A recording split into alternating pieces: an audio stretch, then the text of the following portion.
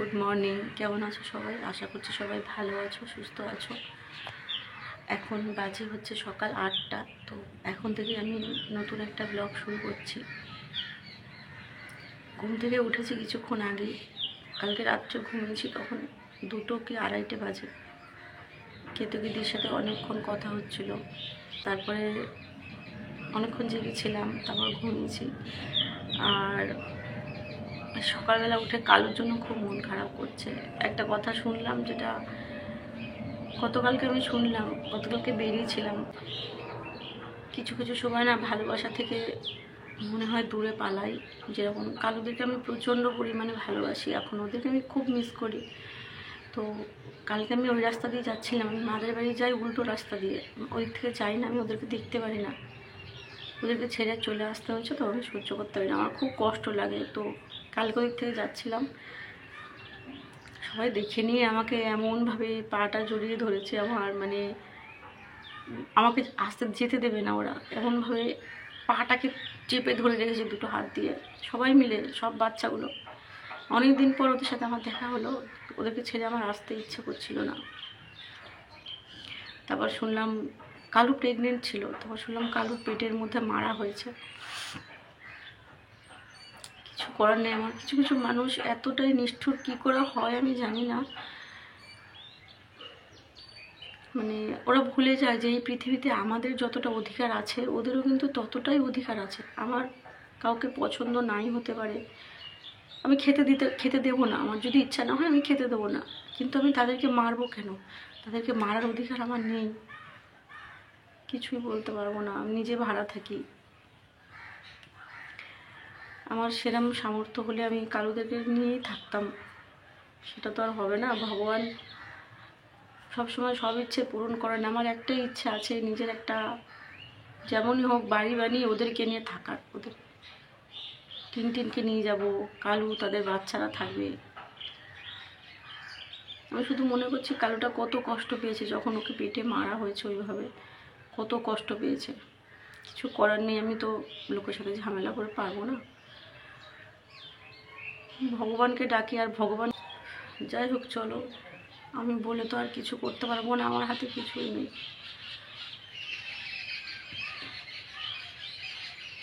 মনটা খুব খারাপ লাগছে, যেই থেকে শুনেছি মনটা খুব খারাপ লাগছে।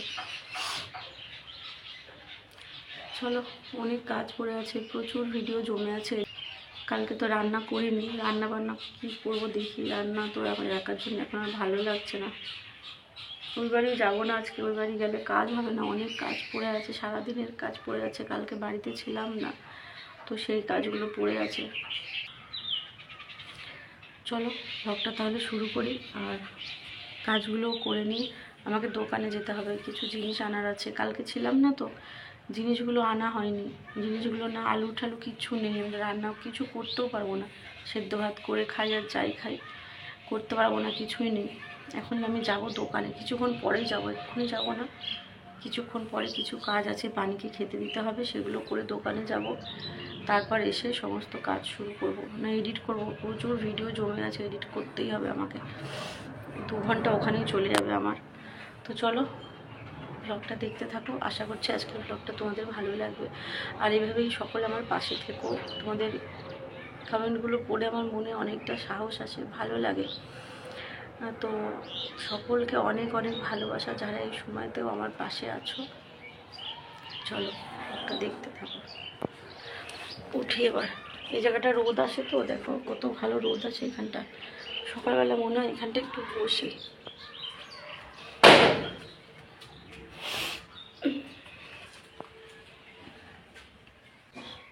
টেবিলের অবস্থা দেখো, যেরকম সব সাজানো ছিল সেভাবেই সাজানো পড়ে আছে। এখন সব সমস্ত কিছু গোছাবো, তুলবো। কালকে রাতটাও খুব ভয়ঙ্করভাবেই কেটেছে আমার। অনেকে কমেন্ট করছো এত নর্মাল কী করে। আমি তো প্রত্যেকদিন ক্যামেরা অন করে দুশ্চিন্তা, কান্না এসব দেখাতে পারবো না। চেষ্টা করছি নর্মাল হওয়ার, তাছাড়া তো আর কোনো উপায় নেই। যাই হোক, চলো ব্লগটা দেখতে থাকো।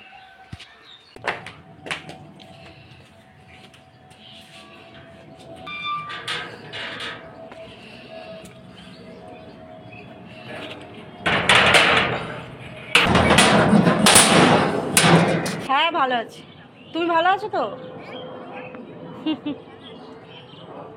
সকাল সকাল দোকান থেকে ঘুরে আসি, বেলা হয়ে গেলে তো অনেক কাজ থাকে, তখন আর আমার দোকান যেতে ইচ্ছা করে না।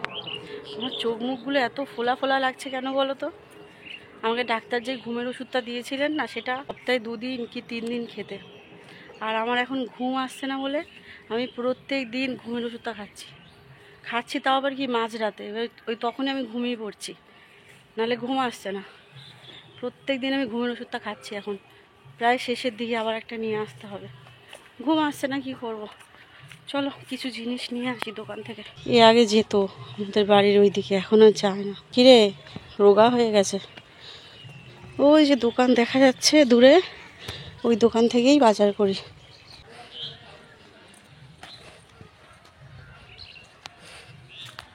কত দেখো না,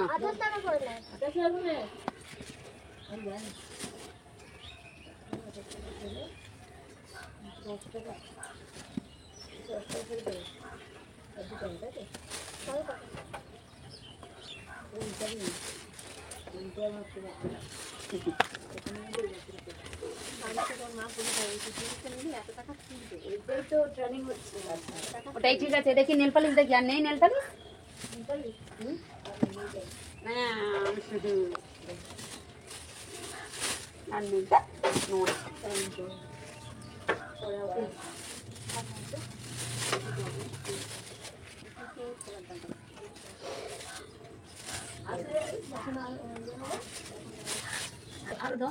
আরো লাগবে না? 500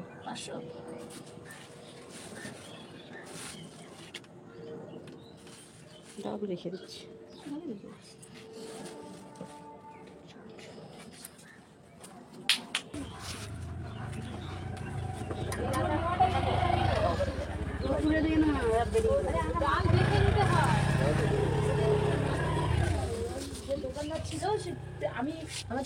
কি হয়েছে? দোকানে গেছি, প্রেজেন্টেশন চলে গেছে। চল চ চ চ চ, যাচ্ছি, চ চ।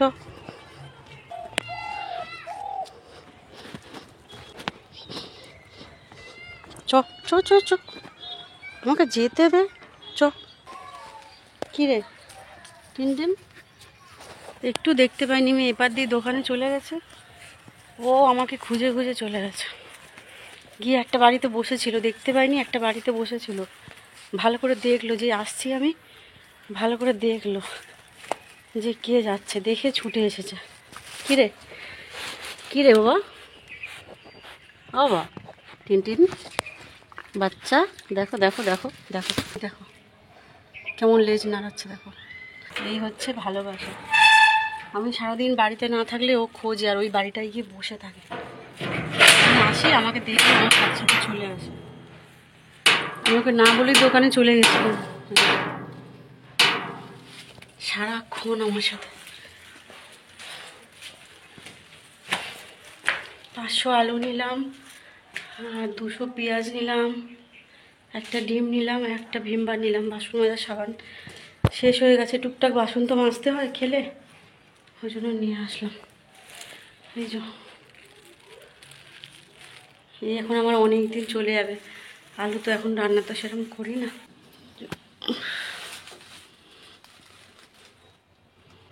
কারোর জন্য অপেক্ষা করা শেষ।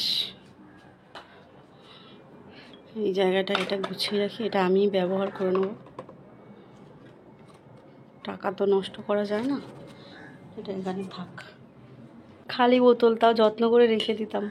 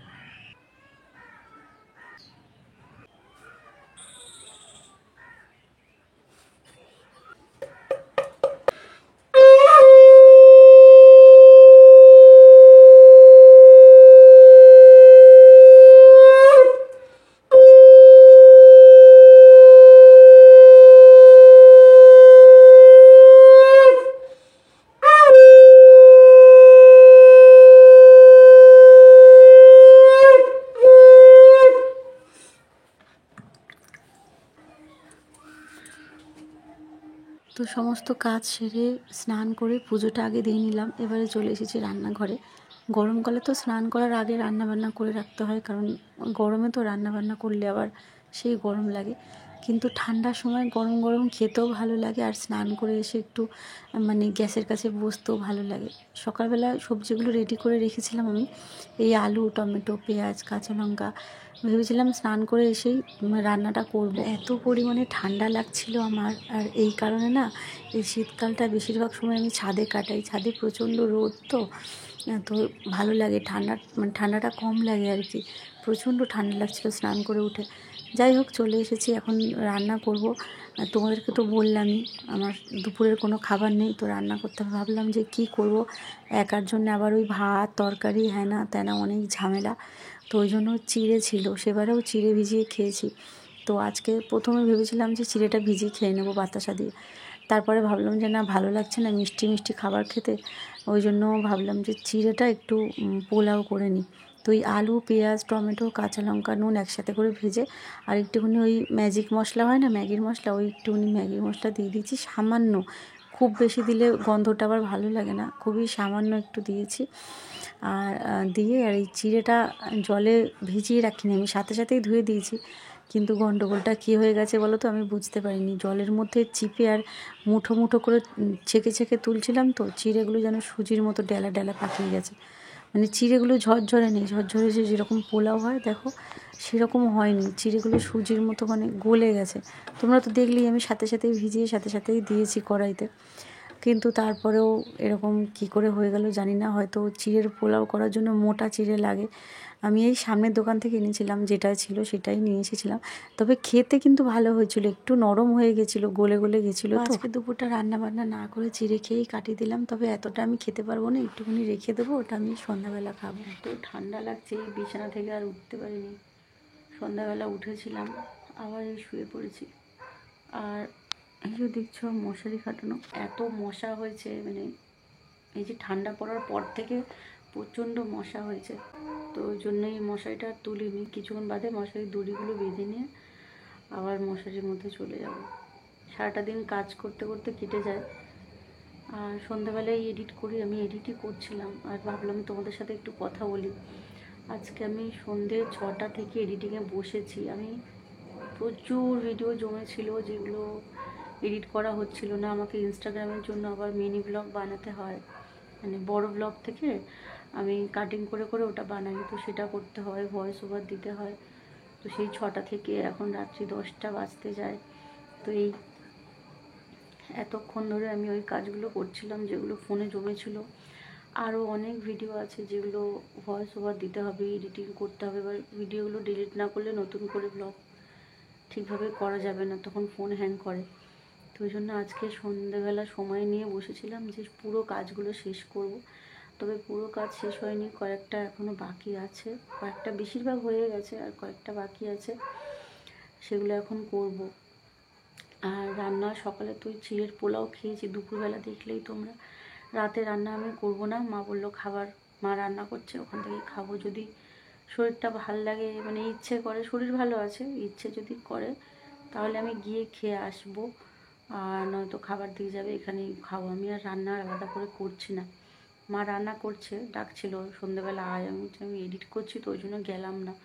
কারণ ওখানে গিয়ে কথায় কথায় আর কাজ হবে না আমার, তো ওই জন্য আমি গেলাম না। মাকে বললাম পরে যাব, এখন আমার অনেক কাজ আছে। তো এডিটিংগুলো করছিলাম, তার মাঝখানেও দুজন ফোন করলো, তাদের সাথে কথা বলছিলাম। তো এইগুলো করতে করতে এখন অনেকটাই রাত হয়ে গেছে। এখন আর যাবো না খেতে। ভেবেছিলাম যাব, কিন্তু এখন আর যাবো না। খাবারটা দিয়ে গেলে খেয়ে আর শুয়ে পড়বো। রাতগুলো যে মানে কীভাবে কাটছে কীগুলো, মানে আসলে ভিডিওতে অনেক কিছু বলতে ইচ্ছা হলেও বলতে পারি না, কারণ একা থাকি তো বাড়িতে, তো সেই কারণে আর কি। যাই হোক, চলো। সন্ধ্যেবেলা আর আমার সেরকম কোনো কাজ থাকে না, এই এডিটিং করবো, এই খাবার আসছে, তারপর তোমাদেরকে দেখাচ্ছি। রান্না তো করলাম না, দেখাতে পারলাম না। তো কি খাবার আসে, কি পাঠায় আমি জানি না, তো পাঠালে তারপর তোমাদেরকে দেখাচ্ছি কি খাবো রাতে। চলো। এদিকে দেখো গেছে কারেন্ট চলে রাত্রেবেলা, কারেন্ট এমনি সময় যায় না এই সময়, কিন্তু আজকে কারেন্টটা চলে গেল হঠাৎ করেই। সেদিনেও গেছিলো, তবে সন্ধ্যাবেলা গেছিলো। আর এই রাতের দিকে কারেন্ট চলে গেলে না মানে খুব অসুবিধা হয়। পুরো ফাঁকা বাড়ি তো একটু মানে কেমন কেমন করে আর কি। ভয় আমার সেরকম একটা লাগে না, কিন্তু এই যখন অন্ধকার হয়ে যায় তখন এই একা থাকি তো কেমন একটা লাগে। যাই হোক, এখন খেতে বসে গেছি, অনেকটা রাত হয়ে গেছে। আমি শুয়ে শুয়ে ঘুমিয়ে পড়েছিলাম এডিট করতে করতে না, কখন ঘুমিয়ে গেছিলাম আমার খেয়াল নেই। আর আমি ভয়েস ওভার দিচ্ছি এখন দুপুরবেলা। এই আশেপাশে বাড়িতে প্রচুর লোকজন এসেছে তো একটুখানি মানিয়ে গুছিয়ে নিও। প্রচুর আওয়াজ, কান্নার আওয়াজ, বাসনপত্রের সমস্ত আওয়াজ আসছে, আমি বুঝতে পারছি। শুনতে তোমাদের একটু অসুবিধা হবে, তবে একটু মানিয়ে গুছিয়ে নিও, কিছু করার নেই আর। তো এদিকে দেখো খেতে বসে গেছি রাত্রেবেলা। আমি মাঝখানে বললাম না ঘুমিয়ে পড়েছিলাম, হঠাৎ করে উঠে দেখি অনেক রাত হয়ে গেছে। ঘুমের ওষুধ খাওয়ার কারণে সারাদিন যেন ঘুম ঘুম লাগে, আর ঘুমের ওষুধটা না খেলে আমার ঘুম পায় না। সেই জন্য ঘুমের ওষুধটা খাই, আর ঘুমের ওষুধটা খেলে শরীরটা আমার এরকম ঝিমানি ঝিমানি লাগে। যাই হোক, উঠেছি, বসে গেছি খেতে। তরকারিটা দিয়ে গেছে কিছুক্ষণ আগে ভাই। তো এই দেখো মা কী রান্না করেছে, আমি এই এখনই দেখলাম, তখন আমি ব্যাগ খুলে দেখিনি। যেরকমভাবে দিয়ে গেছিলো ওরকমভাবে ব্যাগ ধরে রাখা ছিল। এই যে পুঁই মিটুলির তরকারি, আমি তো বললাম ওইখানে গাছে হয়েছে ওই বাড়িতে। তো পুঁই মিটুলির তরকারি করেছিল। আর আবার দেখলাম একটা ওই তেলের পটকা, মানে মাছের তেলের পটকা দেখতে পেয়েছি একটা, ওই আবার তোমাদেরকে দেখালাম। আর এদিকে করেছে মাছের ঝোল ফুলকপি দিয়ে। এটা টিনটিন খাবে আর আমি একটু খাবো, আর এখান থেকে থেকেও যাবে। আগামীকাল সকালবেলা হয়ে যাবে। এত তরকারি আমি এখন তো খেতে পারবো না, ভালো লাগছে না, এত তরকারি খাবো না। একটুখানি রেখে দিলে আমার সকালবেলাও হয়ে যাবে, আর টিনটিনও তো খাবে, তো হয়ে যাবে। আর আমি এদিকে সন্ধ্যাবেলা একটু ভাত বসিয়ে রেখেছিলাম, প্রেশার কুকারে অল্প করে ভাত করে রেখেছিলাম যাতে দুবার করে হয়ে যায়। কিন্তু আমি বুঝতে পারিনি খুব একটা বেশি ভাত হয়নি, কারণ আমার সাথে সাথে টিনটিনও খায়, তো ওরও তো ভাত লাগে। আমি সেটা বুঝতে পারিনি, অল্প হয়ে গেছে ভাতটা। যাই হোক, ভাতটা ভাগ্যিস করে রেখেছিলাম বলে, নাহলে আজকে আমার খাওয়াই হতো না। আমি বারণ করেছিলাম মাকে যে ভাত পাঠিও না, আমি ভাত করব, কারণ আমার তো দুজন খাই, ভাত লাগে, টিনটিনও খায়, আমিও খাই, দুপুরবেলা রাত্রেবেলা, কোনো সময় বিকেলবেলা ওকে দিন হলে বিস্কুট খাই। এই কারণে ভাত পাঠাতে বারণ করেছিলাম, আর মা যেটা রান্না করেছে সেটাই পাঠিয়েছে। আমার ভীষণ ভালো লাগে মাছের তেল দিয়ে যে কোনো চচ্চড়ি তরকারি, খুব ভালো লাগে খেতে। আর মাছের ঝোলও, আর কয়েকদিন তো সেরকম রান্নাবান্না করা হচ্ছে না। আর এইখানটা না কী একটা আওয়াজ হচ্ছিল দরজার কাছটায়, আমি বেরোই না, আমি রাত্রেবেলা এখন একদমই বাড়ি থেকে বেরোই না। দুটো দরজা তালা মারা থাকে, আমি যা কিছু হয়ে যাক ঘরের মধ্যেই আমি থাকি। ওই শুধু টিনটিনকে খেতে দেওয়ার জন্যই আমি বাইরে বেরোই। করে না দেখালেও একটা কোথাও টুকটাক আওয়াজ হলে যেন বুকটা ধরাস করে ওঠে। যাই হোক, আজকের ব্লগটা এটুকুই, আবার দেখা হবে নতুন একটা ব্লগে। সবাই ভালো থেকো।